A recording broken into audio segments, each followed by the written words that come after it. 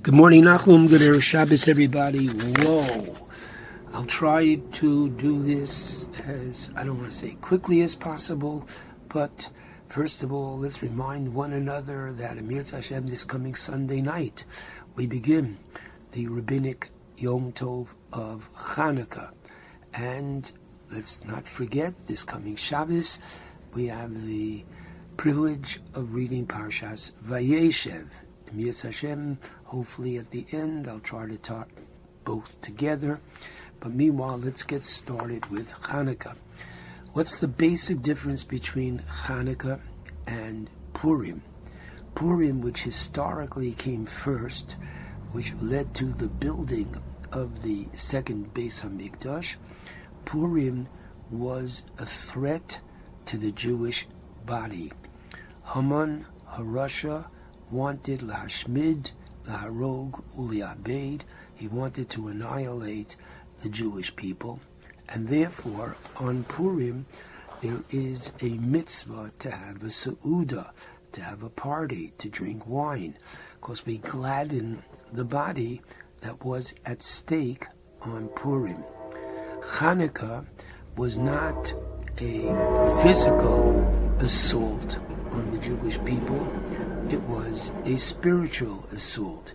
If somebody would say, I will not keep Shabbos, I will not, hurts me to say this, I will not keep kosher, I will not keep the Jewish holidays, they were not in any trouble. So therefore, this is the fact that we were able to regain the control over the temple, to regain the sovereignty over the land of Israel. This happened midway in the second Beis HaMikdash, approximately 200 years after Purim, and as a result, we were able to keep the Beis HaMikdash for another 200 years.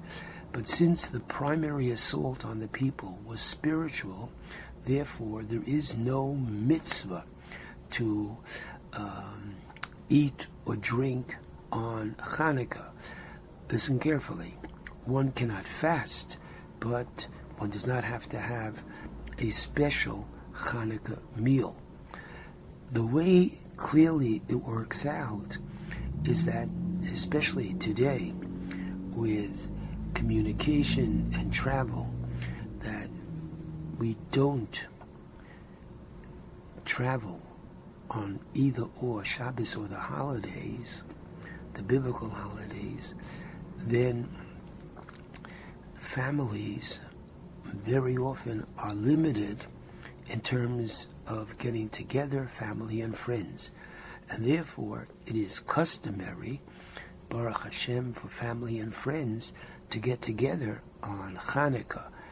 At such a time, it's traditional that a nice meal is served, and there are those that are careful even to have dairy on Chanukah to remind ourselves that Yehudis, the daughter of the Kohen Gadol, served the general or the governor at that time some dairy and maybe perhaps milk, which in turn made him drowsy, which in turn led to his decapitation, which in turn led to spurn the victory and the war against the Greeks, and the rest, as we know, is history. Okay, the Shulchan Aruch teaches that really we can work on Chanukah. Women, some have a custom not to do work while the candles are burning, and what is prohibited on Chanukah is, number one, to make a hesped, which means a eulogy, because it is a public holiday. Spirits of people are high, and we don't want to ruin it except for a gadol b'fanav, as well as tanis, which means that one does not fast. So if one has a custom to fast on a yard site, and the yard site occurs during Chanukah, they will not fast. Or if one is getting married during Chanukah, once again, the chassan and kala will not fast during Chanukah. Okay, now, the mitzvah midrabanan on Chanukah is, as we know, to light the menorah. Who is obligated to light the menorah? Men, women are both equally obligated, and children from the age of chinuch on, which is approximately 6-7 years old. So from that time on, we try to educate our children, and as we know, and what you should know is as follows, that on any night of Chanukah, if you are low on oil or candles, technically speaking, you can fulfill the mitzvah any night with one. The first night, the 5th night, and the 8th night. Our practice, as the Gemara teaches us, is to be hidur mitzvah, to beautify the mitzvah by adding an additional candle each night. It's preferable to light with oil, because the miracle happened with oil. And therefore, when facing the menorah, we place the oil, a candle, in from right to left, and when we light the candles, we begin with the newest one on the left, and then we proceed to the right. Okay, now, where is the menorah to be placed? The menorah to be placed, interestingly, in Eretz Yisrael, more and more going back to what the Talmud tells us, that ideally the Chanukah menorah is placed at the Pesach, at the entrance to one's home, on the outside, so that passers-by could see that this is, whoa, something is different. We don't have these candles here last week, we're not going to have it next week. This is there, Persume Nisa, to publicize the miracle.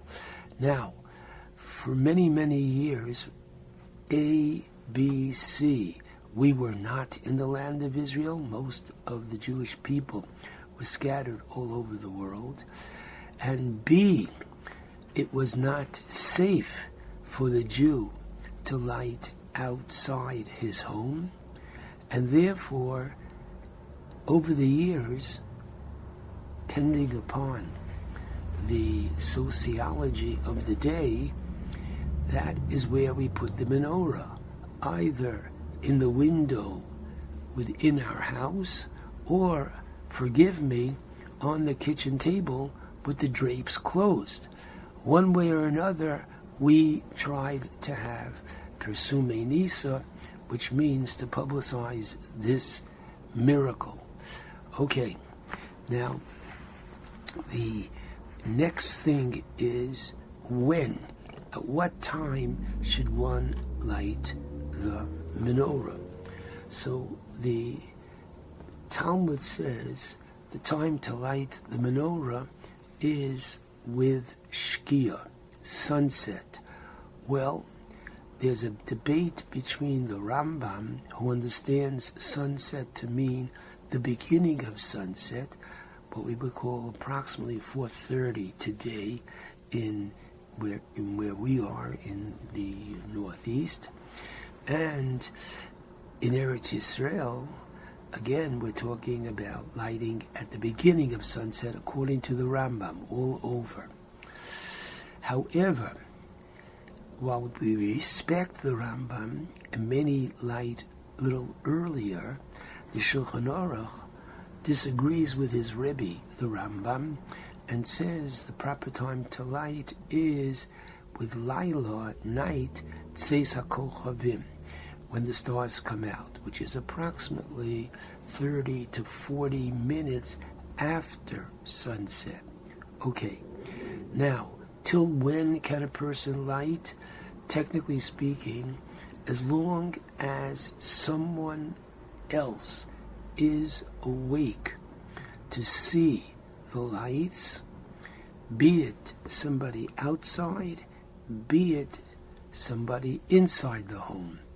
If everyone is asleep and a person lives in a cul-de-sac where really nobody from the outside, the people are away, etc., maybe an occasional police car comes by once or twice during the night. So we would still say, yes, light with a bracha, even if you're by yourself. The Mishnah Brura had problems with this, and he as much as said, if you can, wake somebody. I'm not telling you to wake a parent, maybe a sibling or somebody else, but or it's best to maybe even today with modern technology, FaceTime somebody, that somebody else can see your lit menorah. You can light until the morning, meaning as long as it's still nighttime, and whenever the candles are lit, they must burn for a minimum of tichla regel min hashuk, which is understood by our rabbis to mean a half an hour. So, let's say in our area next week that the ideal time would be to light approximately 5:10, which is a little more than a half an hour after sunset. So the idea is very clearly that as long as the candles can burn for a half an hour, that's okay. And if you needed to go, you could blow them out after a half an hour. But less than a half an hour, it would be wrong, because the candles are to burn for at least that half hour for Persume Nisa, for publicizing the miracle. Okay, now, the Talmud teaches us, before one lights the menorah, we recite 3 blessings. Lahadlik Neir, to kindle the light of Chanukah. 2 different customs. The custom of Lahadlik Neir, Shel Chanukah. And others have Lahadlik Neir without the shell. What's the difference? Well, basically, there's something very different about Shabbos candles and Chanukah candles. Shabbos candles, you must get benefit therefrom. The Chanukah candles, Ein Lanu Rishus Lishtamesh Bahem. After we've lit the first candle each night, lighting from left to right. On the first night, after we light 1. On the rest of the nights, after we light the first one, we start saying Haneros Halolo, whereby we proclaim that we're not lighting these lights because we need light in our home, etc. Just the opposite. We're not permitted to get benefit therefrom. Just like when we had a Beis Hamikdash, one could not, a Kohen shouldn't be smoking in the first place, but if he did smoke, he certainly couldn't light up his cigarette or his cigar from the light of the menorah. So just as one could not get light from the menorah in the Mikdash, so too one is not to get benefit from the light of our menorah. Okay, now, 3 brachos. The first one, Lahadlik. The second one, She'asa Nisim Labosenu. Thank you, Hashem, for performing miracles for our forefathers. And finally, She'achianu. Thank you for allowing us to live to participate in this holiday of Chanukah. Whoa. Please God, we will talk about the Shabbos lighting next Friday, Emeritus Hashem, and other aspects of that. I am just going to tell you one or two other very quick things. There's a law called an achsenoi. An achsenoi is a guest, somebody who is sleeping over your home. Ideally, they should bring their own menorah, and they can light in your home, preferably in a window, etc. However, if someone comes and, oh no, I didn't bring a menorah, now what? And you don't have an extra menorah for them, no problem. What she or he do is give you a quarter, a token coin, whereby you become a partner with them in their lighting, and therefore they can keep you in mind, and when they make the blessing of Sha'asanisim and the Hadlik Ner Shel Chanukah, they are included with your blessing, and they are part of the family on that night. Okay? So this is the law of an achsenoi. If a person is invited out for dinner and they're afraid to leave the candles lit in their home, which is a very good idea. Never leave candles home alone, unattended. So what does one do? The answer is you can go to somebody else's home at dinner time, leave yourself a note on the door when you come in, all right, to remind you to light the menorah. So even though you might be getting home 9 o'clock at night or 10 o'clock at night, and it's certainly time to kindle the Hanukkah light, that's okay. If and when they are going to, quote, eat dinner by someone else, one should not light candles where they're eating dinner. They should light when they get home. Leave yourself a note or any other kind of reminder. And remember, you can light all night. Don't light as late as possible. Light as early as possible. But you can eat, if necessary, before. At home, when everybody is there, once again, we light before we have dinner. If one has any questions, certainly consult your local Rav. And finally, just to tell you, remind everybody that we add in our prayers on Chanukah, in the Shmoneh Esrei and the Birkas HaMazon, we add Al Hanisim, and we complete the Hallel on each of the 8 days of Chanukah, even on Rosh Chodesh. Okay, let's make the transition. Good morning, everybody. Let's not forget, tomorrow we have the privilege of reading Parshas Vayeshev. I'd like to share with you a true incident.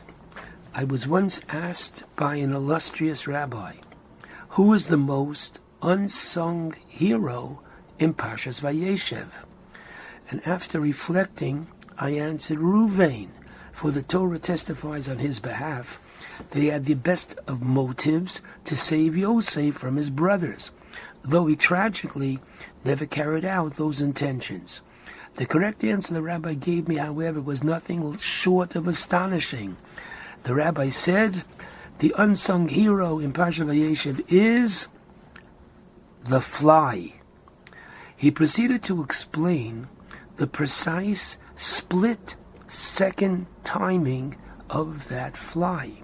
Had the fly landed or plunged into Paro's cup 1 second earlier, while it was still in the butler's hand, Yosef would have remained in prison, as the butler would simply have removed the insect. Had the fly appeared a second after the butler handed the cup to Paro, Yosef would likewise still be in prison, for all present would have seen that it was Paro's fate, not the butler's error, that caused the mishap. Instead, the fly arrived at the exact moment the butler presented the cup to Paro. The timing was so razor thin that the umpires could not agree on whether the butler was guilty. Pharaoh himself was unsure and decided perhaps a short prison term was warranted, and the rest is history. While this hero might be the most unexpected, its nomination teaches a profound lesson, namely, Hashem runs the world. This theme continues in next week's Parsha, when Paro dreamed and none of the proposed interpretations satisfied him. The butler at that point suddenly remembered, what he called the Hebrew youth, the slave of the chamberlain or the butchers, was with us in jail, and interpreted me, the butler, and my buddy, the baker. And again, the rest is history. The Torah tells us in Miketz next week, so Pharaoh sent and summoned Yosef, and Yimaharu, they rushed him from the dungeon. Now, every word in the Torah is exact. Why emphasize that Yosef was rushed? Why not just tell us Yosef was brought to Paro?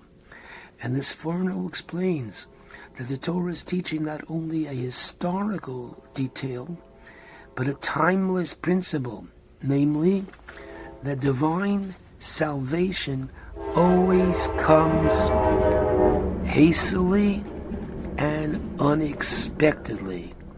So it was in Egypt, as we read in Shmos, because they, the Jewish people, were thrust out of Egypt. And as we recite in the Haggadah, their dough had no time to rise, for the King of Kings revealed himself and redeemed them. And so it will be in the future redemption, as Malachi writes in the 3rd and last chapter of the book of Malachi, and the Lord whom you seek will suddenly come to his temple. Mashiach will come unexpectedly in the blink of an eye. Now, history is filled with such examples of Hashem orchestrating events with split-second precision. At the beginning of the 6th chapter of Megillas Esther, that night, sleep eluded the king. Does it matter which night Achashverosh had insomnia? Yes, because we again see Yeshua's Hashem keherevayim. The salvation of Hashem comes faster than a blink of an eye. Rashi explains that this was the night after Esther invited the king of Haman to her banquet. The paranoid Achashverosh feared Esther and Haman were plotting against him. Meanwhile, Esther, walking to the throne room, prayed, my God, Keli, Keli, Lama Azaftani, why have you forsaken me? Hashem did not respond merely quickly, he responded immediately. Similarly, why does the Torah in Shmos note that on the night of the splitting of the sea, Hashem moved the sea with a strong east wind all night? Who cares about the weather? Because skeptics might claim that the wind alone split the sea. Yet the Torah highlights the wind's perfect timing, It blew just long enough for over 2 million Israelites to cross. Only once the last Jew stepped onto dry land did the wind cease, causing the waters to drown the Egyptians. Once again, timing is everything.